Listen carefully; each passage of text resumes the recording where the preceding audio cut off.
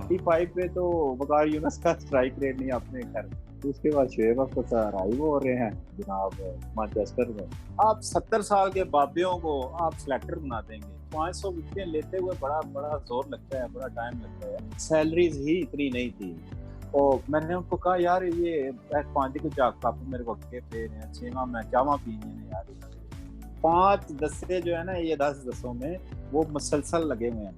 और यार शर्म कर लो यार, ये किस लिए आप इन जगहों पे जाते हैं? फिर आप लोगों को फिर हम लोग माफिया नहीं कहेंगे तो और क्या करेंगे?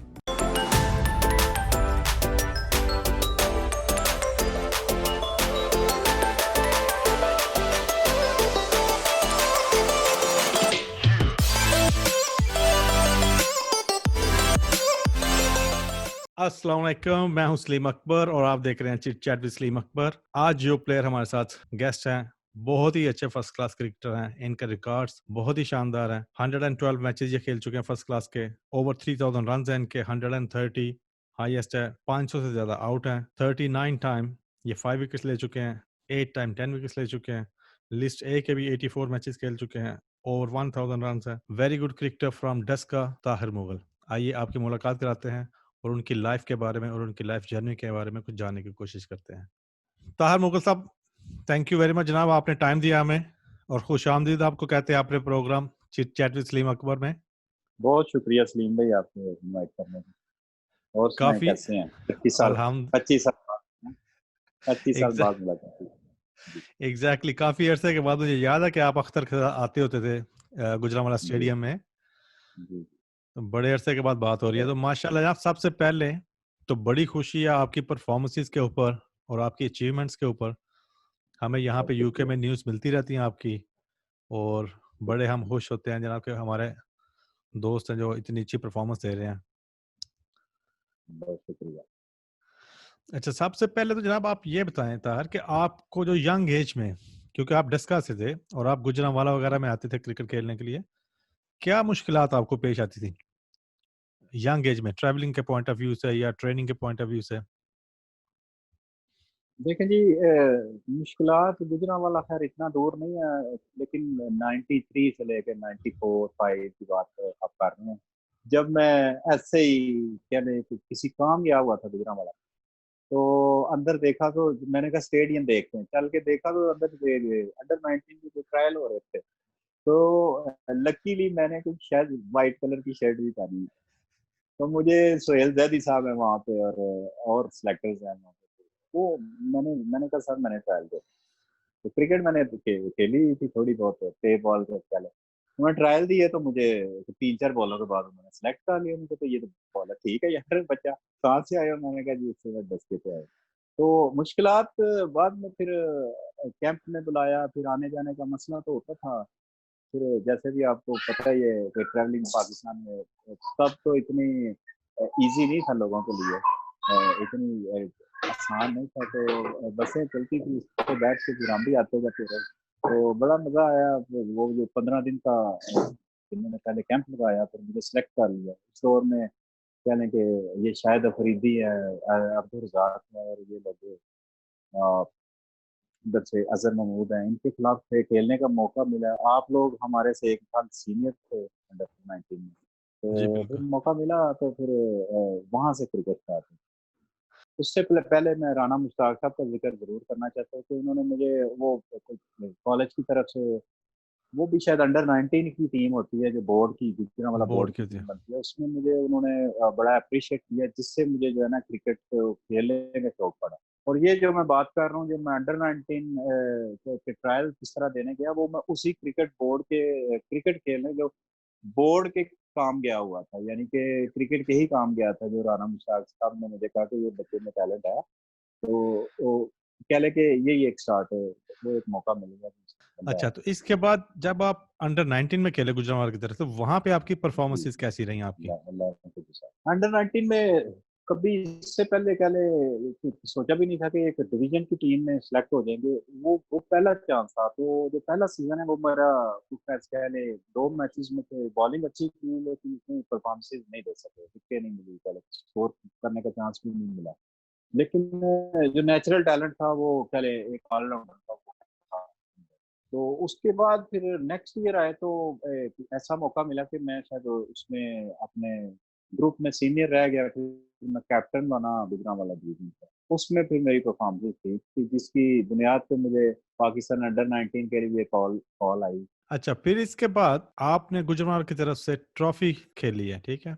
जब गुजरांवाला डिवीजन 2 जी से जी जी फर्स्ट क्लास में पहुंचे हैं, वो सफर आपका कैसा था जी और वहां के आपके एक्सपीरियंस कैसा रहा? वो बड़ा जबरदस्त था।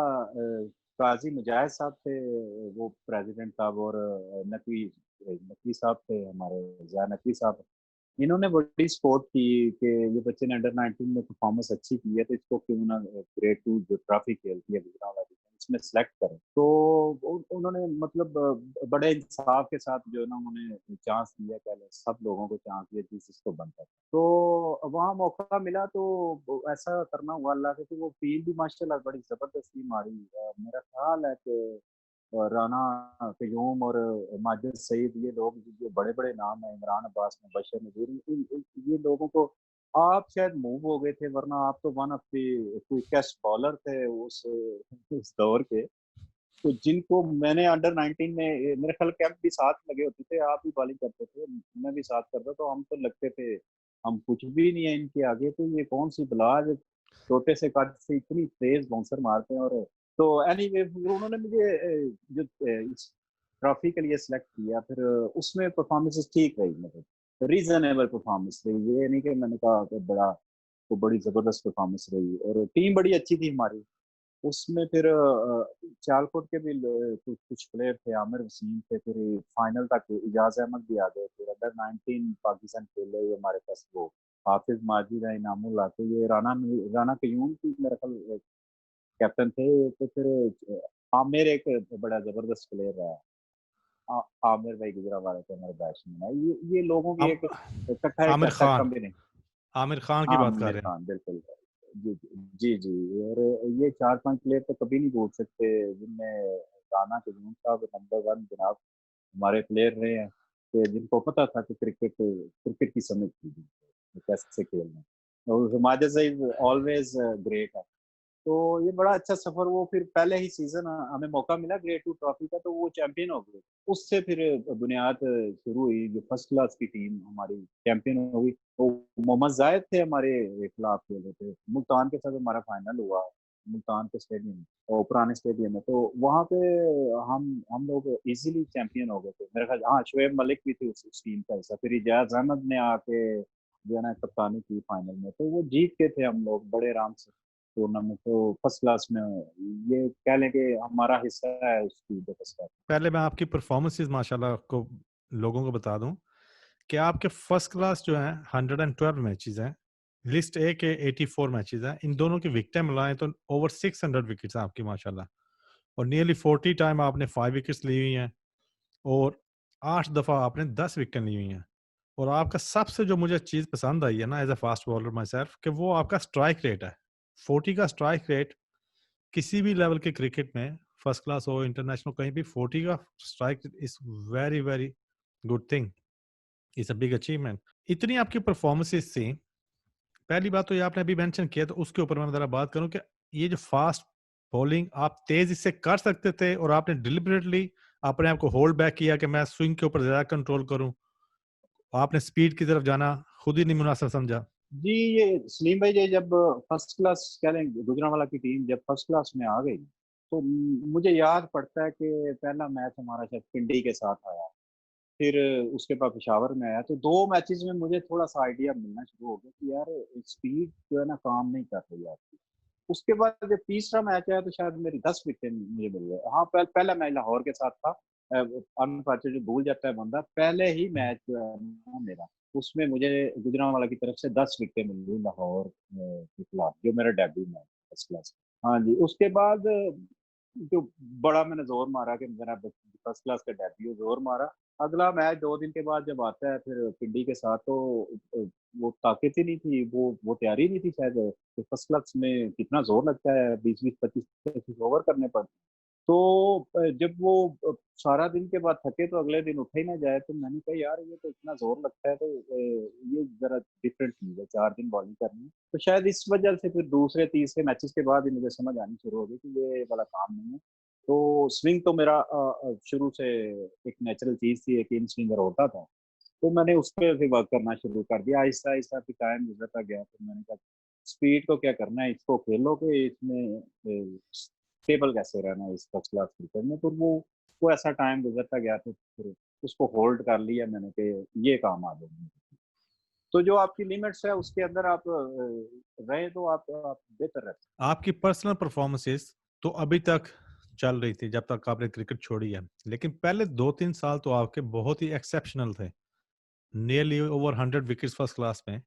तो क्या वजह है कि जब आप यंग थे, इतनी परफॉर्मेंस भी आपने आते ही दे दी, ठीक है, नाम भी हो गया हर तरफ, और उसके बाद भी आपको उस तरह चांस नहीं मिल सका उस वक्त?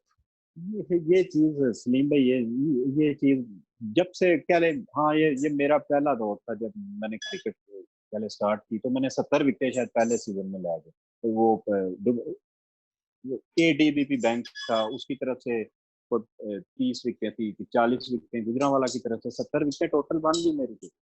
तो ये सिलेक्टर्स को देखना चाहिए। चले मैं समझता हूँ पहले सीजन 70 विकेट नहीं है भाई, चांस अभी देखते हैं सिलेक्टर। अगले सीजन बंदा फिर 70 विकेट, 67 विकेट लेके फिर चला जाए। तीसरे सीजन फिर वो 95 विकेट ले जाए इन टोटल, कह लें वनडे की भी 10 विकेट साथ डाल देता हूँ। तो मैं समझता हूँ कि ये ज्यादतियां शायद होती रहेंगी तो पाकिस्तान की टीम कभी भी, इंसाफ नहीं होता रहेगा तो पाकिस्तान की टीम कभी भी जो है ना अच्छी बन ही नहीं सकती। इंसाफ करें आप, डोमेस्टिक के जो जो टॉप प्लेयर है, जो नंबर 1 प्लेयर है, उसको चांस देना है, दें जरूर दें, क्यों नहीं। इंसाफ करेंगे तो सारा कुछ ठीक हो जाएगा। आपकी फिर डिपार्टमेंट की तरफ जो क्रिकेट आपने खेली है, वहां पे आपकी परफॉर्मेंसेस क्या रही हैं, और आपके डिपार्टमेंट से ने आपको क्यों नहीं पुश किया? डिपार्टमेंट ने हमें तो क्या कहते रहे हैं कि हम कुछ करते हैं, लेकिन एक्चुअली जिस डिपार्टमेंट में मैं चला गया था उसमें हालांकि काफी अच्छे अच्छे प्लेयर थे, लेकिन उस डिपार्टमेंट की क्या सुनवाई इतनी नहीं थी कहीं भी, पीसीबी में या किसी भी सर्किट में। मैं समझता हूँ कि जो बंदे उसको चला रहे थे उसकी वजह से शायद 3-4 साल कॉम्प्स तो रिकॉर्ड में सामने पड़ी हुई है कि जरी बैंक से मैंने कितनी कितनी, तो 10 कितने लगा दिए, 5 कितने लगा दिए। हर दूसरे मैच के बाद तो मेरे 10 आउट होते थे, 5 आउट होते थे। तो जितनी मैक्सिमम परफॉर्मेंस दे सकते तो उनकी तरफ दिए, लेकिन मेरा मेरा अपना जाती ख्याल है कि उनकी सुनवाई नहीं थी कि वो, हालांकि मैं नहीं समझता कि किसी भी कंट्री में सुनवाई होनी चाहिए। वो उसकी बंदे का काम होना चाहिए, ये नहीं जी ये परफॉर्मेंस डालें जी इसको नंबर 1 आ रहा है। अगर आप सलीम भाई देखें, आप तो आपके पास, मेरे पास अभी ये मेरे सामने 5 कप ऐसे पड़े हैं जो डोमेस्टिक का नंबर 1 बॉलर है। 5 दफा माश- ये मेरे 15 साल कैरियर में मैंने 5 दफा भी मैं एक आपको दिखा भी माशाल्लाह। सकता हूँ। तो एक एक बंदा 200 बॉलर खेल रहा है, 400 बैट्समैन खेल रहा है, 200 बॉलर में से नंबर 1 होता है। एक दफा होता है, दूसरी दफा होता है, 2 साल ठहर के फिर होता है, भाई फिर होता है, एक दफा फिर हो गया। और यार शर्म कर लो यार, ये किस लिए आप इन जगहों पे बैठे हैं? फिर आप लोगों को, फिर हम लोग माफिया नहीं कहेंगे तो और क्या करेंगे फिर? मोस्ट डेफिनेटली, लेकिन आप क्या समझते हैं कि आप डस्का से हैं, आपका ताल्लुक है, अगर आप किसी बड़े शहर से होते तो क्या एंड रिजल्ट डिफरेंट होता? बिल्कुल, ये एक चीज जरूर जरूर मैं कहूंगा कि ये तो मुझे मेरे उस्तादों ने दी, शकील अहमद जो मेरे उस्ताद रहे हैं, जिन्होंने सारी क्रिकेट मुझे सिखाई है कि किस तरह खेलनी है। तो ये तो उन्होंने भी अर्ली ऑन कह दिया, उनका उनका तजर्बा था कि बेटा यहाँ पे हमारी जो गुजरांवाला डिवीजन है, सियालकोट है, इन लोगों को शायद वो काउंट ही नहीं करते पीसीबी में, ना इन्होंने बैठना उनके पास। जिन लोगों का उठना बैठना एक दूसरे के साथ है, वो लाहौर रीजन है या पिंडी रीजन थी, इस्लामाबाद है, इन लोगों का उठना बैठना पीसीबी के बंदों के साथ है। तो इन्होंने मेंशन करना जी फलां जी ये लो जी ताहिर मुगल तो हमारा ये बच्चा टॉप कर गया है, कराची वाले हैं उनका भी उठना बैठना। तो ये बड़ा मैं समझता हूँ कि जो इन लोगों की गैदरिंग होती है ना, वो वही वही बात आ जाती है कि इंसाफ को कम देखते हैं और वो देखते हैं कि हाँ ये बंदा किसका है, ये किसको खिलाना है किसको नहीं। वो आज तक ऐसी हो, बहुत कम चांसेस है कि मैं तो 10% 20% चांस है कि जो किसी परफॉर्मर बंदे को ये टीम में ले आए। वरना जो टीवी में 2 चौके छक्के मार देता है, वाह जी वाह, वाह जी वाह, वो हो जाती है कोई स्पीड देख लेते हैं। अभी 3 बॉलर ऐसे खेल रहे हैं, शहीन शाह, नसीम शाह और वो मूसा है। इनको उन्होंने फर्स्ट क्लास नहीं खेली तो यार इनको आप टेस्ट क्रिकेट खिला दी है यार आप लोगों ने। उनको मार तो खाने दे, फर्स्ट क्लास होती क्या है, फोर्ड लंबी क्रिकेट होती क्या है, लंबे वजन की क्रिकेट। तो बस ऐसा ही है, जिसको जो पसंद आ जाए फिर वो देखते हैं बंदा किसका है और किसका नहीं है, ऐसे ही है। और ये बड़ी शर्म की बात है और अफसोस की बात है कि इतना टैलेंट और इतनी परफॉर्मेंसेस जिस बंदे ने दी हो दिन रात, और हम लोग जो होते हैं वो ये को बहुत ज्यादा कह लें कि बड़ी फैमिली से भी नहीं होते, मिडिल क्लास फैमिली से होते हैं, एफर्ट्स बड़ी होती हैं, इसलिए मैंने सबसे पहले आपका जिक्र किया है। ट्रैवलिंग करना, दूसरे शहर में जाकर खेलना, ठीक है, कोई नॉलेज नहीं उस वक्त होती, इतनी मेहनत करने के बाद वो बंदा परफॉर्म कर रहा है तो वो तो सिर्फ वही कर सकता है ना यार, उसको तो कम से कम चांस दो, कुछ तो शर्म करो। आप लोगों ने भी रात को किस तरह सोते हो गए ये क्या सोच के कि कितने बस बंदों के साथ ज्यादतियां करते हैं। ये तो खैर, ये दुनिया में शायद ये समझते हैं कि ये सारी चीज यहाँ पे बैठा रहना है।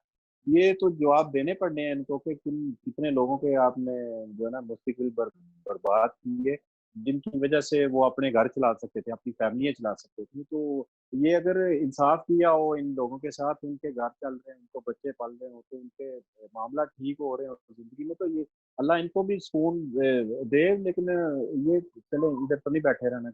अच्छा, आप इस टाइम के अंदर आपने इंग्लैंड आके डरहम काउंटी के लिए भी ट्राई की और मैच खेला आपने। ये 2005-6 की बात है कि मेरी जो लीग्स में परफॉर्मेंस थी वो इतनी कह लें हाई क्लास थी कि एक सीजन में मैंने 8 सेंचुरियां कर दी इधर एक क्लब की तरफ से, 26 मैचों में 8 सेंचुरियां कर दी और 1000 पे 1200-1300 रन कर दी। और विकेट देखे तो 95 विकेट मैंने ले ली। तो इसको मतलब 2-3 सीजन मैंने ऐसे कंटिन्यू रखा, यानी कि वो 1000 रन कर देने और 80-90 विकेट ले जानी। उसकी जो हमारे जो वहाँ पे गोरे थे, कुछ अखबार में लिखने वाले कुछ एजेंट थे जो हमारे, उन्होंने कहा क्यों ना आपको काउंटीज के ट्रायल्स में भेजे। तो 2-3-4 दफा मैं और पहले इमरान ताहिर थे मेरे साथ वहाँ पे, और ये हम ट्रायल्स देते, 2-3 जगहों पे ट्रायल दिए, लेस्टर शहर दिए, डर्बी शहर दिए। फिर मुझे डरहम में मौका मिला, फिर उन्होंने मुझे एक कह लें कि हमने आपको देखा है तो आपको मौका देते हैं हम। ये शुएब अख्तर को हमने साइन किया हुआ इस सीजन के लिए, लेकिन अभी वो अनफिट है, तो उनको जितनी देर वो नहीं आएंगे आपको हम चांस देंगे। यानी कि वो मैं ट्रायल मैच की परफॉर्मेंस मेरी ऐसी नहीं होती कि उनको मुझे पहले रखना पड़ गया। तो उससे उस वक्त मेरी कह लें 380 विकेट भी थी, 380 विकेट। यहाँ मुझे याद आई एक चीज कि स्ट्राइक रेट तो अभी मेरा जाके ना जो एंड की एज पे जो जाके 40 पे चला गया, 35 पे बड़ी देर रुका रहा मेरा स्ट्राइक। वाह। 35 पे तो वकार यूनस का स्ट्राइक रेट नहीं, अपने खैर जिस भी वो लेवल पे खेल रहे थे, 35 का जो स्ट्राइक रेट है, और 21 की एवरेज जो है ना बड़ी देर के बाद मेरी हुई थी। 21 हर कह लें 21 बॉलिंग में 21 की एवरेज 20 कुछ में बड़ी देर खड़ी हुई है। ये 380 विकेटों तक की मैं बात कर रहा हूँ। जो काउंटी वालों ने देखा सारा मेरा रिकॉर्ड निकाल के, तो ये इसकी परफॉर्मेंसेज ऐसी हैं। वो जो ट्रायल मैच उनके सामने फिर मैंने खेला, वो कोचिज को पसंद आया कि ये बंदा तो काम दे सकता है, तो क्यों ना शुएब अख्तर जब तक नहीं आते हम, या नहीं आते अगर वो सीजन में, तो इनको खिलाएं। वो फिर मुझे एक मैच का मौका मिल सका, फिर शायद शुएब अख्तर अनफिट ही वहां पर पहुंच गए, और फिर मुझे तो वो डिस्कनेक्ट करना पड़ा उनको, क्योंकि शायद मैं उनकी जगह ले ना लेता, हालांकि वो शुएब अख्तर से मुझे पहुंच जाता। यानी तो ऐसा ये ये- हुआ, फिर उसके बाद फिर हाँ क्या लेते, उसके बाद फिर ऐसा ऐसा टाइम गुजरता गया, फिर दूसरी यानी कि काउंट्रीज में शायद यानी कि इंग्लैंड में भी शोएब अख्तर ही आगे आया फिर। हाँ, हालांकि छोटा मोटा भी बॉलर आता था, चलो मैं कहता यार ये मेरी जगह आ गया, इसमें मेरी जगह आ गई। वो शुएब अख्तर था भाई, दुनिया का नंबर 1 बॉलर था, तो ऑब्वियसली उसने जब आ जाना था। हालांकि मेरे कॉन्ट्रैक्ट है, मेरे पास साइन पड़े हुए हैं उस चीज के कि फिर शुएब अख्तर कम्स, और फिर अभी 4 वीक में वो नहीं आने वाला। अभी जब मेरी उनके साथ साइनिंग हो रही थी, मैंने कहा आपको 4 मैच तो आपको मिलेंगे, उसमें वनडेज भी थे पहले। तो मैंने कहा चलेगी ठीक है। वो पता चला जी एक मैच खेला है, उसके बाद शुएब अख्तर अराइव हो रहे हैं जनाब मैनचेस्टर में। तो फिर दैट्स इट, स्टोरी खत्म हो गई एंड ऑफ दी। उसके बाद फिर शायद नहीं मौका मिल सका। इसके बाद आपने किसी दूसरी काउंटीज वगैरह के लिए नहीं ट्राई की? इसका मैं पहले जो धर्म से खेला उसका एक्चुअली जो अर्ली सीजन मैच था मेरा मई में, तो वो 2 दिन तो मैच हुआ ही नहीं, 2 दिन तो बारिश हुई, और जो 2 दिन बॉलिंग की मैंने उसको गीले जूते स्पाइक भी इवन स्लिप हो रहे थे धर्म के ग्राउंड में, तो यानी वो अपनी पूरी एबिलिटी क्या ले तो शो नहीं कर सके, या मे बी वो कहते कि आप सेकंड में आए, आपको जब भी चांस देता है, तो शायद उसकी वजह ये भी एक वजह थी। फिर उसके बाद फिर लेस्टर शायर में ट्राई की, एक ट्रायल मैच 3 डे खेला, वहां पे मैं 6 विकेट भी ले गया था 3 डे मैच में, ये समरसेट के खिलाफ। और बैटिंग पे मैंने कहा मुझे बैटिंग पे भेजे सेकंड इनिंग में बैटिंग पे भेजे, मैंने कोई पता नहीं 15 बॉलों पे कोई 60 स्कोर भी कर दिए। वो कीपर आके मेरे पास खड़ा हो गया, कहता है भाई वो गाड़ी बैठी है, उसको भी चक्के चक्के उधर नहीं जाना चाहिए, तो इस तरह की एक लिंक भी उनके सामने खेल दी। लेकिन वो फिर काउंटीज जब तो ऑलवेज बड़े नाम के पीछे जाते हैं, तो इंटरनेशनल प्लेयर क्यों ना लिया जाए, इसको कोई जानता नहीं, उन्होंने अपना एक सिस्टम चलाना होता है, तो उसको भी फिर प्लेयर्स को भी देखने आते हैं कि ये काउंटी प्लेयर जो है, कोई शुएब अख्तर ले लेता है, कोई उधर से तेंदुलकर को ले लेता है, कोई दुनिया के बड़े बड़े नाम उनके पीछे जाते हैं। और दूसरी बात यह है कि वो गोरों को क्या कहें, काउंटी वाले को क्या क्या कहें हम लोग, सानू तो अपने ने नहीं कटाया है। बिल्कुल सही बात है। सही जहां पे परफॉर्मेंसेस दी हुई है यार उन लोगों ने नहीं यार खिलाया, तो गोरों सलीम को भाई क्या मेरी कहें। बात सुने, मेरी बात सुने, या किसी को बात अच्छी लगे या ना अच्छी अच्छी लगे, जब आप 70 ईयर्स ओल्ड हो जाएं, तो आपको तो खुद खुद कह देना चाहिए यार, यार मेरा काम नहीं है, आप और लोगों का काम है, यार यंग लोगों को लाओ। आप 70 साल के बाबियों को आप सिलेक्टर बना देंगे, जिन सब बेचारे से अपने आप को उठा नहीं जाता, आप वसीम बारी साहब हैं और सलाउद्दीन सल्लू साहब हैं, और ये जो लोग चलते बड़ी मुश्किल हैं, तो इन्होंने टीम बैठ के सिलेक्ट करनी है, फिर स्टैट देखते नहीं है, ताहिर मुगल की 5 दफा बेस्ट बॉलर हो रहा, उसको देखते नहीं है, पता नहीं किस किस को सिलेक्ट कर देते हैं आप लोग, चल गए वो तो चल गए, ना चले तो ना।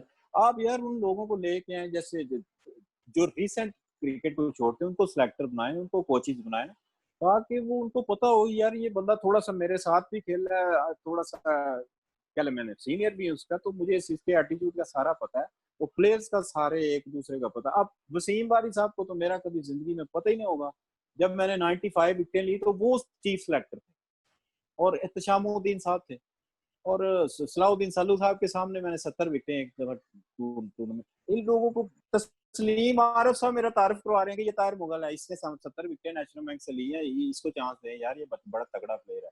तो वो कहते हैं अच्छा अच्छा चले देखते हैं, हाँ हाँ नाम सुना है मैंने, बिलीव करें ये मेरे, मैं सच बोल रहा हूँ, तो इस तरह मेरी मुलाकात हुई है एक दफा कराची में उनके साथ, तो वो कह रहे हैं हाँ हाँ चले देखते हैं, अच्छा ये ताहिर मुगल है, तो यानी कि मैं समझता हूँ कि खुदा का नाम ले, क्रिकेट बोर्ड में भी यार ऐसे बंदे काफी हैं जो 70 यार 60 तक तो समझ आती है, 70 75 साल के लोग हो गए, उनसे वो काम अगर नहीं होते उनको जरूर कंपलसेट करें, क्रिकेटर है उनकी खिदमत है, कहीं और कंपलसेट करें उनको, लेकिन उनको क्रिकेट की जॉब जो है ना वो रिसेंट लोगों को देनी चाहिए इनको। मैं समझता हूँ कि जो एनर्जेटिक है, जो कुछ करना चाहते हैं इस मुल्क के लिए, मैं समझता हूँ, मैं ये नहीं कहता उनको क्रिटिसाइज करूँ कि ये ही लगे रहे तो दूसरों ने किधर जाना, ये लोग बड़ी खिदमत है उनकी, और उनको कई और जॉब्स निकल आते, कई और काम निकल आते हैं, जो बिग थिंकर हैं उनको वहां पे बिठा दें, लेकिन सिलेक्टर्स जो हैं वो और हों, कोचेज जो हैं वो एनर्जेटिक हों, T20 का भी इनको पता हो, और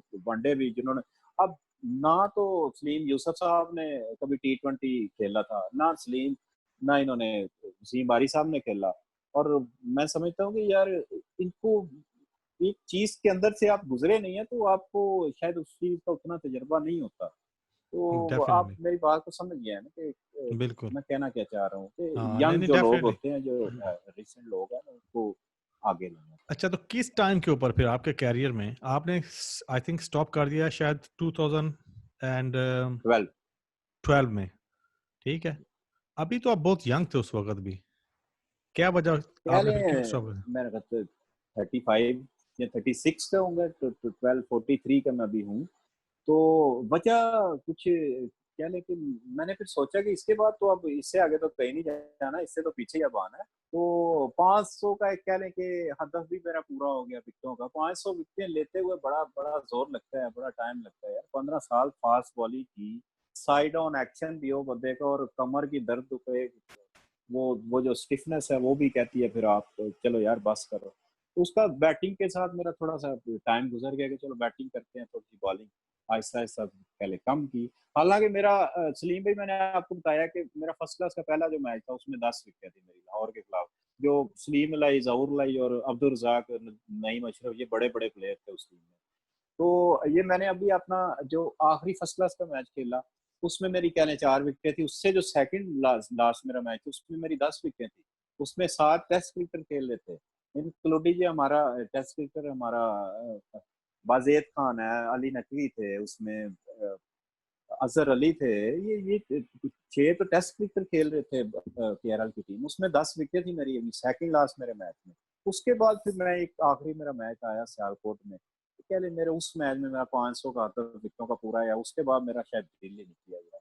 मैंने कहा यार बस। और सीधी बात बताऊं, एक मैंने एक प्रोग्राम पहले भी किया है राशिद भाई के साथ, उसमें मैंने कहा था कि यार सैलरीज ही इतनी नहीं थी कि मैं यूबीएल की तरफ से खेल रहा था, सैलरीज ही इतनी नहीं थी। मैंने एक दो दफा कहा, मैंने कहा सैलरी इंक्रीज करे यार, अपने घर चलाने हैं, आप तो बच्चों वाले हो गए।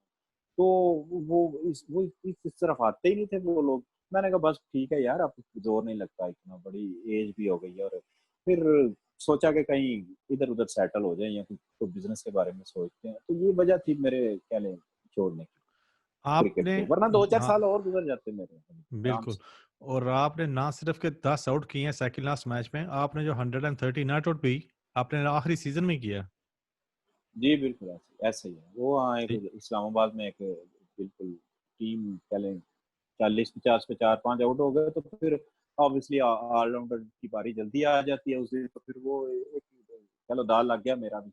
हालांकि मैं समझता हूँ सलीम भाई, मैं ये अपने जो स्टूडेंट्स हैं, मैं समझता हूँ कि मुझे बैटिंग की ये 10-12 साल क्रिकेट खेल के बैटिंग, या जो मैंने इंग्लैंड में क्रिकेट बैटिंग की थी वहां तो आप सब कुछ ऑलवेज 30 ओवर किए हो तो आपने वन डाउन ओपनर जाना ही होता है।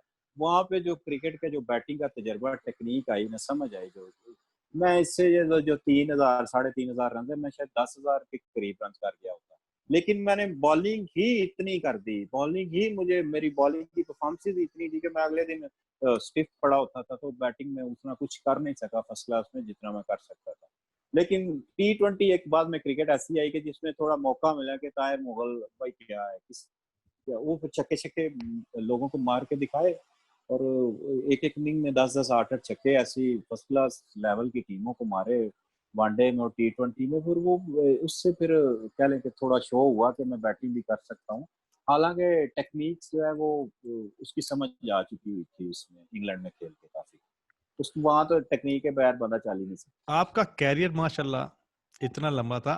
2 क्वेश्चन है मेरे। एक तो ये है कि अपने आप को आपने मेंटली फोकस इतनी देर तक कैसे रखा कि इतने परफॉर्मेंसेस के बाद भी आपको पिक नहीं करते थे, तो आप मेंटली फोकस कैसे रहते थे? और दूसरी ये है कि आपकी ट्रेनिंग रिजिम क्या थी कि आपने इतनी देर अपने आप को फिट रखा और इतने इतने लंबे ओवर्स किए, परफॉर्मेंसेस दी? इसमें मैं जरूर कोचिज का हाथ जरूर है जिन्होंने मोटिवेट किया कि बेटा फर्स्ट क्लास में किस तरह आना है। उसमें मैंने वो साउथ खान का नाम जरूर जिक्र करता हूँ जब भी, क्योंकि उन्होंने जो मोटिवेट किया है। पहले डस्का से शकील साहब ने किया था, उसके बाद फिर साउथ खान मिल गए, ऐसे जो वसीम अकरम और बड़े बड़े प्लेयर्स के कोच भी रहे हैं, तो उन्होंने बड़ा मोटिवेट किया। वो उन्होंने ऐसी चीजें बता दी हुई थी कि फर्स्ट क्लास में किस तरह सर्वाइव करना है। फिर सीधी बात ये यंगस्टर के लिए मैं बताता हूँ कि बेटा ये आप ये जो काम है ना, अगर क्रिकेट खेल लिया ना तो आपका सारे का सारा फोकस जो है ना क्रिकेट पे होना चाहिए। शायद साथ आप तालीम भी हासिल कर रहे हो, फिर और दुनिया का काम होता ही नहीं है बंदे को, सिर्फ क्रिकेट के ऊपर फोकस रखें और दिन रात इस पे एक करते हैं तो मैं नहीं समझता को आप लंबा सरवाइव ना कर सकें इसके ऊपर। लेकिन आपकी अगर नजरें इधर उधर भी हों, कई दूसरे कामों भी हों, तो फिर आप 2-4 साल खेलते हैं, फिर बस जी फर्स्ट क्लास क्रिकेटर है, फिर दैट्स इट हो जाता है, फिर वो क्रिकेट खत्म हो जाती है उनकी। तो ये एक वजह थी मेरी कि मैं वो अल्हम्दुलिल्लाह शरीफ फैमिली से हूँ, खानदान से हूँ। जो मेरे भाई थे, जो जिस तरह उन्होंने हमें पाला है मुझे पता है। मेरे वालिद साहब तो मैं 1 साल का था तो उनकी डेथ हो गई, तो मेरे बड़े भाई थे जिन्होंने मुझे सपोर्ट किया कि यार तुम क्रिकेट खेलो, तुम खेल सकते हो। तो कह लें कि फिर ये एक किस्म की शराफत थी, कह लें कि अपने काम से काम रखना और जाके डस्के में स्टेडियम में सारा दिन वो अपना काम करते रहना। लोगों ने कहना ये क्या, पता नहीं किधर जाना है इन्होंने। फिर एक वक्त आया कि उन लोगों को भी जाके दिखाया, तो अपने काम पे फोकस जो है ना वो करना एक रीत बन गई, और ना कोई कहीं इधर उधर नजर तो होती थी, तो वो फिर अपना काम करते रहे, फिर ये एक हैबिट बन गई हुई थी कि बस क्रिकेट है। और परफॉर्मेंस का जो आपने कहा कि किस तरह आप रखते रहे, फिर मुझे तो देखे ना, आपको जो बताया, आप एक फर्स्ट क्लास में आते हैं, आप दूसरे साल बेस्ट बॉलर बन जाते हैं टूर्नामेंट के, फिर आप तीसरे साल भी बन जाते हैं, फिर 2 साल छोड़ के फिर बन जाते हैं, फिर नेशनल बैंक में जाते हैं, 4-5 साल हो जाते हैं आपको क्रिकेट खेलते, फिर आप एक दफा बेस्ट बॉलर फिर बन जाते हैं, और फिर एक बीच में टूर्नामेंट और आता है, उसमें फिर आप 2010 में बेस्ट बॉलर बन जाते हैं। तो ये एक ऐसा मुझे चाम था कि पता नहीं अब चांस मिल गया, अब चांस मिल गया, इनकी नजर थी। और बिलीव करें, मैंने पीसीबी को ना ये इतनी शर्मनाक बातें हैं कि मैं एक बेस्ट बॉलर हुआ तो मुझे पीसीबी ने उस टूर्नामेंट में बुलाया भी नहीं, इनवाइट नहीं किया कि आप वहां पे पहुंचे, आपका इनाम है, कराची हो चाहे, सबसे दूर कराची पड़ता है पंजाब को, कराची हो चाहे लाहौर हो, आप आए, आपको बेस्ट बॉलर हैं, आप प्रोग्राम हो रही है, सारी दुनिया देखेगी आपको कि कौन बेस्ट बॉलर, अनाउंस हो गया एक कप जी। वो जी 10 दिन के बाद जाकर मैंने पीसीबी से लिया, जब मैंने आखिरी कप लिया ना, तो बिलीव करें वहां पे उनका, चले नाम नहीं लेते हम, और मैंने उनको कहा यार ये 5 को कप मेरे को अगे पे ने 6वां मैं चावा पीनी है यार इन्हों के, तो मैंने कहा यार बस करो यार, मैं कुछ चाह बनानी करनी है ना कपा, तो मुझे कोई चांस दें यार। और वो एक कप दिया, जैसे वो प्राइवेट गली महलों में टूर्नामेंट होते हैं ना, टेपाल के, वो टूर्नामेंट जीत गए, वो जाके कप घर से लेके आते होते थे हम, वो यार दे टूर्नामेंट वाले ने कप जीता, उस तरह बिलीव करे ये आखिरी कप जो मैंने लाया हुआ हूँ, मैंने उनका भाई लाओ जी कप दो, और 10,000 पता नहीं कुछ साथ इनाम दिया उन्होंने। तो मैंने कहा अच्छा यार चलो दैट्स इट, फिर आहिस्ता आहिस्ता फिर दिल जो है ना वो फिर क्या लें, फिर सोच तक गया कि चल यार अब जो भी है, फिर रोजी रोटी तो यही है। कौन सा ऐसा टाइम था जब आपको, क्योंकि उम्मीद तो इंसान को होती है, आप मेहनत कर रहे थे, परफॉर्मेंसेस दे रहे थे, लेकिन कौन सा ऐसा टाइम था, आपको याद है, जब आपने मेंटली आपको रियलाइज हो गया कि नहीं यार, हूं चांसेस तो बाद नहीं मिलना, और उसके बाद आपने किस तरीके से उस चीज को हैंडल किया, उस डिप्रेशन को? कह रहे डिप्रेशन तो होगी डेफिनेटली, डिसअपॉइंटमेंट भी होगी कि आपने इतनी परफॉर्मेंस दी हुई है, वो रियलाइजेशन जो थी कि दैट्स इट, कि मेरी स्टोरी अब इससे आगे एज ए क्रिकेटर शायद ना जाए, कौन सा टाइम था ऐसा? यार है, ये बड़ा बड़ा मजेदार क्वेश्चन किया आपने सलीम भाई। परफॉर्मेंस की बात करते हैं तो एक और आपको परफॉर्मेंस बताता हूँ, ये दुनिया को पता चलना चाहिए कि ये 600 विकेटें जो है ना ये ऐसे नहीं हो जाती। तो बिलीव करें, मैं सियालकोट से मैच खेला, आप जरा सुनते जाएं, मैं इसलिए ना एक एक करके चीजें बताती हूँ कि सुनने सुनने में इतना टाइम लगता है तो इनको करने में कितना टाइम लगता है। मैंने एक मैच डेफिनेटली। खेला, उसमें फर्स्ट मैच था टूर्नामेंट का, 10 विकेटें ली, लो जी सलीम साहब 10 विकेटें ले लीजिए, और ताहिर मुगल ने 10 विकेटें, हर पेपर में आ गए। अगले मैच में फिर 10 विकेटें ले ली, 20 हो गई। सलीम भाई तीसरा मैच खेला, तीसरे में फिर 10 विकेटें ले ली, ये ऑन रिकॉर्ड पड़ा हुआ है सारा कुछ, कुछ कुछ ऑब्वियसली लोगों ने निकाल के देख लेना। लेकिन 3 10 10 विकेटें हो गई मेरी। चौथा मैच है, चौथे में फिर 10 विकेटें सलीम भाई, 40 विकेटें हो गई। और पांचवा मैच आया, उसमें फिर 12 विकेटें, 52 विकेटें हो गई मेरी। 5 10 जो है ना, ये 10 10 में वो मुसलसल लगे हुए हैं। वाह। ये रिकॉर्ड में पड़ी है सारी, गूगल से लोग निकाल के देख सकते हैं आप लोग। तो क्या अब हम लोग क्या शर्म ना दिलाएं इन लोगों को, तो और क्या करें फिर, आप बैठ के, हमें तो मौका ही नहीं कभी मिलता कोई प्रोग्राम अपना करें। बड़ा उनका भी, आपका भी बड़ा शुक्रिया है कि आप जैसे भी सोशल मीडिया में चला रहे हैं, और वो डॉक्टर नुमान साहब है, राशिद लतीफ साहब, इन लोगों का भी बड़ा शुक्र अदा करते हैं कि उन्होंने भी एक दो प्रोग्राम में ऐसा चांस दिया है हमें कि अब कम से कम लोगों को तो बताएं। हर बंदा तो गूगल मार के देखता नहीं है पाकिस्तान में, लोगों को पता चले कि ये भाई ये ताहिर मुगल ऐसे नहीं घूम रहे यहाँ पे, इन्होंने ये कुछ किया हुआ है, ऐसे नहीं इनको लोगों को जान, ये लोग जानते हैं इनको। हालांकि हम अपने सिर्फ क्या क्रिकेटिंग एरिया में लोगों को जान रहे, हमें लोग जान रहे होते हैं, लेकिन ये जब आपके प्रोग्राम चलेंगे तो हम लोगों को, सारी दुनिया को पता चलेगा कि यार ये वाकई कुछ लोगों ने किया हुआ है। तो ये वो वक्त था, 2004-5 की शायद बात है। उसके बाद फिर जो है ना दिल थोड़ा सा ना आहिस्ता, मैंने कहा यार ये 8 मैचेस में 64 विकेट लेके इकट्ठी, 5 10 से इकट्ठे लगा के, तो मैं अगर चांस नहीं मुझे मिल सकता तो फिर आहिस्ता आहिस्ता दिल जो है ना पीछे होता गया। ये मैं मुझे याद नहीं अब 2004 था, 5 था, 3 था, वो आहिस्ता-आहिस्ता ना फिर मैंने कहा भाई 70 विकेटें एक दफ़ा ली, 95 विकेटें ले ली, फिर 5-10 से लगा दिए, और क्या इनको कर दे। फिर बिलीव करें, फिर कह लें थोड़ी-सी टी20 बीच में क्रिकेट आ गई। तो दो 2000 पता नहीं 4-5 में ये जब भी आई है।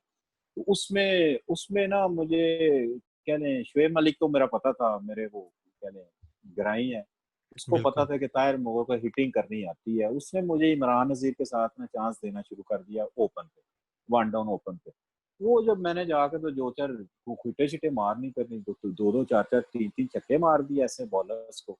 तो उससे थोड़ा-सा ना मुझे मोटिवेशन मिली कि शायद यार एक ऑलराउंडर को टी20, तो वो उसकी वजह से शायद कह लें कि करियर में थोड़ा-सा लंबा चलता रहा कि चल अब मिला चांस। एक सेमीफाइनल मैं बताता हूँ आपको, डॉल्फिन बड़ी अच्छी टीम है कराची की, डॉल्फिन जो ना मेन टीम होती है, जिसके शाहिद अफरीदी कैप्टन होते हैं। इस टीम को सेमीफाइनल में 94 रन ओपन पे जाके मारता हूँ, वन साइडेड मैच जितवाता हूँ। उस मैच में 8 छक्के मारता हूँ, वो 10 स्पोर्ट्स पे आ रही हो, पीटी स्पोर्ट्स पे आ रही हो, तो ये सिलेक्टर कहाँ गुम है? किसको देखते हैं ये? क्या मतलब अब्दुल रज़ाक जैसे और अब्दुल रज़ाक नहीं निकल सकते थे यार? ये बहुत ज्यादती हुई। पर ये कभी बिलीव नहीं कि ये रोने कभी ना मैंने कहीं किसी महफिल में, कहीं टीवी में कभी नहीं रोए मैंने कहीं। ये चीजें हैं, मैं समझता हूँ कि लोगों को तो कम से कम कन्वे करें, पता चले कि इन्होंने इनकी परफॉर्मेंसेस क्या है। ये वही बात है, सबको गूगल मारना नहीं आता कि हाँ जी गूगल मारे भाई 1 मिनट में। गोरे तो आपको पता है 1 मिनट में निकाल के बाहर रखते हैं यार, एक लीग से लेके हर चीज। तो हमारे लोगों को तो ये भी नहीं पता फर्स्ट क्लास और कैरियर कैसे हैं। जो बच्चे जानते हैं वो तो जानते हैं, लेकिन सबको ये आपके प्रोग्राम की वजह से लोगों को पता चलेगा। तो इंशाल्लाह चले। आपका भी बहुत शुक्रिया जनाब, आपने इस तरह के प्रोग्राम में नहीं, इनवाइट किया तो हाँ। मौका मिला। अच्छा, एज़ ए क्रिकेटर आपको नॉलेज न्यूट्रिशन वगैरह की किस एज के ऊपर जाके आई? क्योंकि जैसे आपने पहले बोला है वो मैं एज़ ए फास्ट बॉलर समझ सकता हूँ कि मैच खेले और अगले दिन जनाब बैक स्टिफ है और आपको रियलाइज़ होगा यार 4 दिन की बॉलिंग तो डिफरेंट है वनडे से। और फिर हम लोगों को यंग एज में न्यूट्रिशन का भी कोई खास पता नहीं होता। तो ऐसी नॉलेज वगैरह आपको किस लेवल के ऊपर फर्स्ट क्लास वगैरह में मिली आके? ये 2007 की बात है जब मैंने लेवल 2 किया, जिसको कोचिंग लेवल 2 कहते हैं क्रिकेट का। तब जाके हमें उस लेवल 2 के कोर्स के अंदर हमें समझ आई कि एक न्यूट्रिशन की कोई चीज़ होती है एक स्पोर्ट्समैन के लिए, ये एक लेवल। तो कहाँ 97 और कहाँ 2000, मतलब 10 साल के बाद एक बंदे को जाके पता चला। हालांकि जो सीनियर प्लेयर थे उस दौर के, वो यही कहते थे कि डाइट अच्छी रखो, खाना पीना अच्छा करो, और ये है तो वो है, ये खा लो वो खा लो। हालांकि जब वो न्यूट्रिशन के जब लेक्चर्स लिए तो उसमें पता चला कि कब खाना चाहिए और कब नहीं खाना। हमारे जो पुराने पुराने लोग हैं वो कहते हैं खा लो, काम शाम कर लो पूरा और खा लो, फिर रज के खा लो भाई, फिर ताकत आएगी। हालांकि न्यूट्रिशन के जब कोर्सेज आए उसमें पता चला भाई पहले अंदर पेट्रोल डाल लो फिर चलो, खा खा पहले लो सारा, जो आज खाना है उसका काम आप कल, आपकी एनर्जी जो है ना वो काम करेगी। एक्चुअली उल्टी चीज थी, तो ये तब जाके समझ आई कि ओहो, ये तो न्यूट्रिशन जो है वो ये चीज होती है कि आप इतने मशहूर है जी, और बटेरे खा लो, मच्छी खा लो यार, आज बॉलिंग बड़ी की है, थके हैं यार, आज अच्छा खाना लाया क्या। वो अच्छा खाना बाद में इतना पेट निकाल देता है आपको, वो समझ नहीं होता कि वो खा के सो जाओ तो बर्न किधर किया था। भाई पेट्रोल जो है वो डलेगा, उसमें बर्न करोगे तो आप लाहौर कराची तक पहुंचेगी ना वो गाड़ी। अगर वो जाके गाड़ी एक खड़ी हो जाती है, लाहौर पहुंच जाती है जी, चलो सियालकोट से गाड़ी निकली और लाहौर पहुंच गई, अब उसके अंदर पूरी टैंकी पेट्रोल की भर दो तो उसने किधर जाना है, वो तो बेचारी उधर ही सोच रही। तो ये न्यूट्रिशन का तब जाके पता चला। ये बड़ा अच्छा क्वेश्चन है, वैलिड क्वेश्चन है आपका, और ये यंगस्टर को पता होना चाहिए। और मैं अगर एज ए कोच भी बच्चों को यही बताता हूँ कि न्यूट्रिशन जो है ना वो बहुत जरूरी है फिजिक आपकी ठीक करने के लिए। और जब आपने इसको यूज करना है बेटा, ये इसको यही मिसाल देते हैं कि इसको पहले पेट्रोल को जिस्म के अंदर डाल लो, ये एनर्जी आपको देगी, उस एनर्जी को आपने बर्न किस तरह करना। जब से आपने क्रिकेट स्टॉप किया 2012 से, उसके बाद अब तक 8 सालों में ताहिर मुगल क्या कर रहा है? वेट करते रहे हैं कि अब क्रिकेट छोड़ दी है, तो अब ऑब्वियसली कहीं ना कहीं असिस्टेंट कोच लगेंगे। स्टार्ट तो यहीं से होता है, कहीं कोई डिपार्टमेंट ले लेगा या पीसीबी कोई ले ले यहाँ से। लेकिन यहाँ पे फिर वही सिस्टम, यहाँ पे फिर वही वो मामला। जिसका तल्लक अच्छा है वो ऊपर है, और जिन्होंने लेवल 3 किया वो घर बैठे हो, जिन्होंने लेवल 1 अभी किए 2 क्लियर नहीं किए वो जॉबों पे यार लगे हो। यार खुदा का नाम ले यार, ये कब ये चीजें खत्म करनी है आप लोगों ने। ये फिर हम जैसे लोग फिर बोलेंगे नहीं तो और क्या करेंगे, चुप करके बैठे रहो, वेट ही करते थे। अब तो ये 8 साल हो गए मुझे, बड़ी बच्चे हैं माशाल्लाह मेरे, 3 बच्चे हैं, तो सरवाइव कर रहे हैं ना कहीं। फिर मैं कनाडा चला गया, फिर वहां से थोड़ा सा देखा कि कैसा सिस्टम है, लेकिन चले जैसी भी क्रिकेट हुई वहां पे 2-3 साल खेले, फिर दुबई खेली, उसके बाद फिर कोचिंग की जॉब का वेट कर रहा तो एक एक एक कह लें एक प्लेटफॉर्म मिला 2-3 साल पहले मुझे, कि लाहौर कलंदर जो है ना फ्रेंचाइज है, जो बड़ी फेमस फ्रेंचाइज है, जिनके काम भी बड़े अच्छे हैं, जो रॉ टैलेंट के साथ एक्चुअली कनेक्टेड भी हैं, जिन्होंने नीचे से बच्चे उठा के तो अब पीएसएल में आने शुरू हो गए हैं उनके बच्चे, उनके साथ 3 साल से काम कर रहे हैं। और वो अभी हारिस हारिस रऊफ जो है 90 माइल्स वाला बच्चा है, ये मेरी नजर में तो आया था सबके सामने, मैंने गन पकड़ी होती,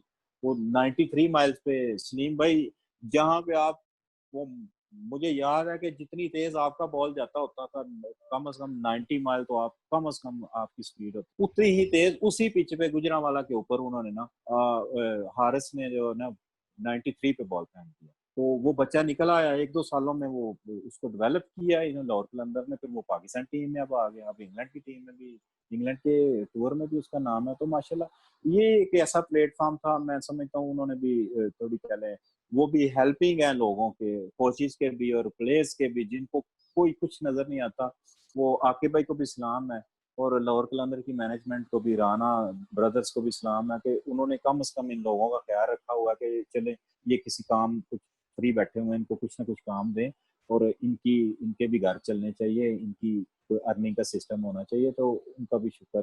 आपकी ओपिनियन जो गुजरांवाला के क्रिकेटर्स हैं, ये यहाँ पे जिन लोगों ने आपकी सपोर्ट की और हेल्प की, आपकी क्या ओपिनियन है उनके बारे में? इनमें सबसे पहले नाम तो मैं लेता हूँ, सीनियर्स हैं माजिद सईद साहब, उसके बाद राना कयूम साहब हैं। ये राना कयूम की खूबी थी, इनके इनके वाला साहब को भी मिले, उनकी खूबी थी, बड़े जबरदस्त, बड़े नेक फैमिली से ये लोग हैं, तो इन्होंने जो है ना बड़ा क्या मोटिवेट किया कि चाहे बच्चा कोई किसी गांव से आए या कहाँ से आए, उनको पूरा चांस दिलवाने में इन्होंने कोई कमी नहीं छोड़ी। फिर इसके साथ मुबशर नज़ीर थे, मुबशर नज़ीर ने ऑलवेज अप्रिशिएट किया है, और बड़े गुजरांवाला एसोसिएशन ने बड़ा प्यार दिया है, जो भी बंदे हैं, नुमान भट्ट साहब आए या काजी मुजाहिद साहब थे, ज़िया नकवी साहब थे, इन्होंने हमेशा प्यार ही दिया है। मैंने तो वहाँ से गुजरांवाला के साथ आज भी दिल हमारा उधर। अच्छा ताहिर, मेरे पास कुछ रैपिड फायर क्वेश्चंस हैं, इनके छोटे छोटे से जवाब चाहिए प्लीज। आपका सबसे फेवरेट बॉलिंग स्पेल कौन सा है? वो जो मैंने यूबीएल से किया, और तो 2012 में किया है, और मुझे यूबीएल ने कहा था ये केरल से हमने मैच जीतना है, मैंने कहा आप जीत जाएंगे ताहिर भाई, हमने मैच जीतना है। मुझे कोचिस ने कहा, मुझे मैनेजर ने कहा ताहिर भाई हम सरवाइव करेंगे अगर आप मैच, मैंने कहा छोड़ दें, ये ले ली मैंने। पहले 15 ओवरों में टीम उड़ा दी एक, और 15 ओवरों में दूसरी इनिंग में उड़ा दी उनको, हमने को पता नहीं 250 किया हुआ था, उनको फॉलो ऑन करके हमने 90 पे उड़ाया 15 ओवर में। और उसमें कह लें मैंने 10 ओवर किए होंगे, 18-17 ओवर के स्पेल में उसकी पूरी टीम उड़ा दी। फिर उनको फॉलो ऑन के अंदर लाए, फिर 18-20 ओवर के अंदर मैंने कहा, मैं दोनों को मैंने कहा ये दोनों बॉल पकड़े, ये अगले मैच में लगा लें, अभी नए हैं भाई, ये ले मैच आपका, और 10 विकेटें जिसकी मैं बात अभी मैंने की थी। तो ये मेरी जिंदगी का यादगार इनिंग था, तो वो तो मजा आया फिर। ये उसके पुरानी चीजें हैं, वो कई स्पेल ऐसे होंगे कि बिल्कुल। चलो याद नहीं रहता, ये एक यादगार स्पेल थे मेरे। सबसे मुश्किल बैट्समैन कौन सा लगा आपको फर्स्ट क्लास क्रिकेट में? देखिए सलीम भाई, बैट्समैन जो फर्स्ट क्लास लेवल तक मैंने देखे वो काफी हैं, 3-4 हैं। इजाज जूनियर बड़े जबरदस्त बैट्समैन, वो एक प्रोग्राम था उसमें मेंशन करना उसका भूल गया। इमरान नजीर बड़ा मुश्किल बैट्समैन लगा मुझे, क्योंकि शायद उसको मैं आसान लगता था, या मुझे मुझे मुश्किल लगता है, जहाँ पे बॉल करते थे उसने उठा देनी होती थी, उसने नहीं देखना ये कौन सा बॉलर है कौन सा नहीं है, वो इधर करें उधर, उधर करें उधर मार देता, तो वो बड़ी उसने डिस्टर्बेंस पैदा की इमरान नजीर ने जब भी फेस की। और सबसे डिफिकल्ट बॉलर कौन सा लगा आपको? सबसे डिफिकल्ट बॉलर मुझे क्या लें, सईद अजमल, जो मैंने मैंने जिसको फेस किया। हाँ जी, मैंने वकार यूनुस को, कह लें वसीम अकरम को भी खेला, शुएब अख्तर को भी खेला, मोहम्मद शमी, शबीर, सारे, मुश्ताक भाई, और मुझे शायद सकलैन भाई को मैं नहीं खेल सका, एक दफा मैंने सकलैन भाई, लेकिन सईद अजमल मुझे ऐसा एक बॉलर लगा कि उसके एक्शन से समझ नहीं आती थी कि ये बॉल जाना किधर है, तो जब आपको पता ना हो जाना किधर है तो फिर आपको मुश्किल ही लगनी है। सईद अजमल मैंने एक ऐसा बॉलर खेला जिसकी बहुत कम समझ आती है। आपकी फेवरेट ग्राउंड? मेरी फेवरेट क्रिकेट ग्राउंड है वो जो गुजरांवाला क्रिकेट स्टेडियम है, जहाँ से हमारी क्रिकेट स्टार्ट हुई। तो परफॉर्मेंसेस ज्यादा जो है मेरी सियालकोट स्टेडियम से भी हुई, लेकिन फिर गुजरांवाला तो कभी नहीं भूल सकते। जहाँ पे वो बच्चे को दिन याद आता है कि जब वो ऐसे ही अंदर गया तो आगे लाइनें लगी ट्रायल दे रही थी, तो वो फिर बच्चा कैसे भूलेगा उस स्टेडियम। आपकी फेवरेट फिल्म?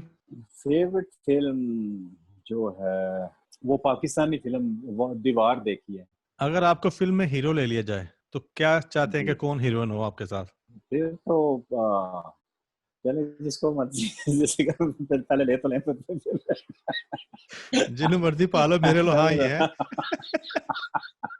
हाँ, जिसको मर्जी डाल दें। हाँ, लोग करीना कपूर को काफी पसंद करते हैं, रीना इसको इसको, लेकिन हम मैं समझता हूँ कि मधुरी एक ऐसी एक्ट्रेस थी जिसके साथ बना काम करे तो उसको शायद मजा भी आए। हमारे दौर की चीजें हैं। और आपने जिस तरह कहा कि जनाब उसको पसंद करते हैं करीना को, और बोले हमारे साथ जो भी एग्री करेगी साढ़े से वही करीना है। ठीक है ठीक है। कोई आपका फेवरेट सॉन्ग? फेवरेट सॉन्ग का लेके कोई भी नहीं है। एक नुसरत फतेह अली खान की कव्वाली है जो अक्सर गाड़ी में भी सुनते रहते हैं कि इत्थे अमला दे होंगे जिदों नखेड़े ते लग पता जाऊगा। वो जो तो अभी मेरे वर्ड नहीं मुझे आ रहे, इत्थे जिदों अमला दे होंगे नखेड़े ते लग पता है। आपकी फेवरेट डिश? फेवरेट डिश मेरा ख्याल है जो भी अगर मैं कहूँगा कि ये आपने आज अच्छा नहीं बताया है, वही वो जो बड़ा चमचा जिसको पंजाबी में खमकीर कहते हैं वो पढ़ने के डर वो सारी फेवरेट है मेरी। तो वो सारा कुछ खा लेता हूँ। मैंने कभी कभी भी ऐसी कोई एक ऐसी भी चीज नहीं है कि जो मैंने हाँ मुझे एक चीज का है कि किसी भी पकी हुई चीज के अंदर से थोड़ी सी स्मेल नहीं आनी चाहिए। ये खैर एक नेचर है शायद मेरी, वो मैंने कहा, लेकिन मेरी फेवरेट चीज एवरीथिंग, कुछ भी मैं खा सकता हूँ, मेरे लिए कोई मसला नहीं है। हमारे प्रोग्राम ये chit chat with Salim Akbar के बारे में आप कुछ कहना चाहें? बड़ा जबरदस्त प्रोग्राम है सलीम भाई, मैंने इससे पहले एक दो एपिसोड देख लिए हैं। बड़े बड़ा जबरदस्त कह लें कि जो गुआचे हुए स्टार नहीं जिन्होंने कहते वो गुम हुए स्टार्स को आप सामने लाएंगे। कम से कम चले टीवी में नहीं आ सकते तो कम से कम एक सोशल मीडिया में है। सोशल मीडिया का दौर है, सोशल मीडिया को ज्यादा लोग देख रहे हैं आजकल अपने अपने मोबाइल पे पकड़ के, बजाय कि टीवी में देखें कोई प्रोग्राम। मेरा ख्याल है ये बड़ा जबरदस्त है आपका एक कि हर चुने चुने प्लेयरों को जिनकी परफॉर्मेंसेस हैं और जिनके कैरियर हैं कई वजह से तबाह हो चुके हैं, और तो उनको कम से कम हाईलाइट करवा रहे हैं। कम से कम लोगों को रियलाइज होगा कि हम जैसे लोगों का जो है ना क्या क्या हक बनते थे और हम नहीं है, लेकिन आज भी हम अपनी जिंदगी बसर कर रहे हैं आराम से। तो ये बड़ा जबरदस्त प्रोग्राम है आपका, और आपको भी सलाम है। और इसके पीछे जितनी आपकी टीम है जिसकी जिसकी सोच है ये कि इस तरह का प्रोग्राम करना चाहिए कि गुमशुदा जो स्टार्स हैं उनको थोड़ा सा चमकाने की कोशिश की है आपने, दिखाने की, और मैं समझता हूँ कि कमाल कर दिया आपने। बड़ा थैंक यू मुझे मजा आया कि ये गुजरांवाला के हमारे अपने ही किसी बंदे ने एक ऐसा स्टेप लिया। Tahir, thank you very much यार, आपने इतना टाइम दिया और इतनी खुल के आपने बात की। हम सब जी के जी लिए बहुत ही खुशी की बात है, आपकी जो परफॉर्मेंसेस हैं हमें उसको सेलिब्रेट करना चाहिए, आपकी अचीवमेंट्स को, और हाईलाइट करना चाहिए ताकि दूसरे जो यंगस्टर हैं उनको इससे कोई हेल्प मिले। तो बड़ा मजा है आपसे बात बिल्कुल। करके। मेरा thank you very much Salim भाई। मुझे मैं एक यंगस्टर्स के लिए मैसेज है मेरा, पूरी रीजन के लिए, पूरी गुजरांवाला डिवीजन के लिए, सियालकोट गुजरांवाला डस्का जितने भी हमारे करीब करीब के क्या लें गाँव हैं, मैं उनके लिए, मुझे चाहे वो अपने गाँव में इनवाइट करें या कहीं मुझे बुलाना चाहते हैं तो मैं उनकी हेल्प के लिए बिल्कुल हाजिर हूँ और फ्री ऑफ कॉस्ट हाजिर हूँ। मुझे चाहे खुद ट्रैवल करना पड़े या वो मेरे पास आ सकते हैं तो मैं उनकी हेल्प करने के लिए तैयार, जितना मेरा थैंक यू एक्सपीरियंस है क्रिकेट। इंशाल्लाह जनाब, thank you very much Tahir, God bless you, खुश रहें। ठीक है जी, thank you very much. Thank you very much, बड़ा नो मजा प्रॉब्लम, थैंक यू, खुदा हाफिज। जी नाजरीन, तो आपको कैसा लगा हमारा प्रोग्राम? उम्मीद है कि आपको पसंद आया होगा। प्लीज़ हमारे चैनल को ज़्यादा से ज़्यादा लाइक करें, सब्सक्राइब करें और अपने दोस्तों के साथ शेयर करें, और अपनी फीडबैक से हमें ज़रूर आगाह करें ताकि हम इसको और बेहतर से बेहतर बना सकें। Until next time with a new program with a new player, अल्लाह हाफिज़।